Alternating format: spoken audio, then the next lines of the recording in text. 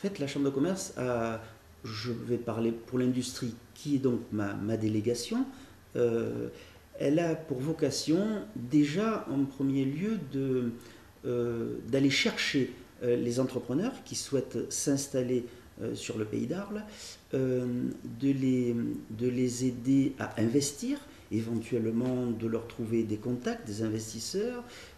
Ensuite, une fois qu'elle est créée, cette entreprise, cette société, c'est tout ce qui est lié à son exploitation, à son personnel, à ses investissements futurs, à ses projets.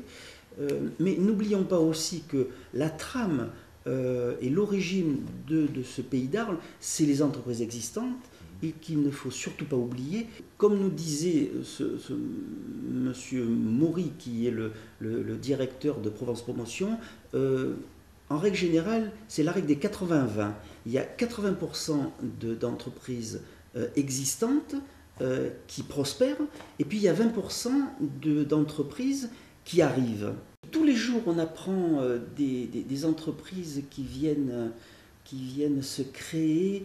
Juste un petit exemple par rapport à l'Assemblée générale d'hier soir où j'ai annoncé que Tomatland venait créer une unité de production de tomates. Et quand on pense qu'on arrive à avoir des tomates qui arrivent de Chine, créer cette production de tomates chez nous, où on nous annonce que, par exemple, dans notre pays d'Arles, on arrive à avoir 130 tonnes à l'hectare quand les autres pays, comme l'Espagne, n'en font que 65, donc la moitié, eh bien on se dit qu'on a encore sûrement beaucoup d'atouts. Et ben voilà, ce n'était qu'un exemple. On a parlé de logistique, on a parlé d'entreprises de performance. Ben, le LERM, par exemple, qui est venu s'installer sur Arles, oui, tous les jours, on apprend qu'on a du potentiel et que l'on s'en sert ben, grâce sûrement à la compétence de la délégation industrie et aux permanents qui s'en occupent.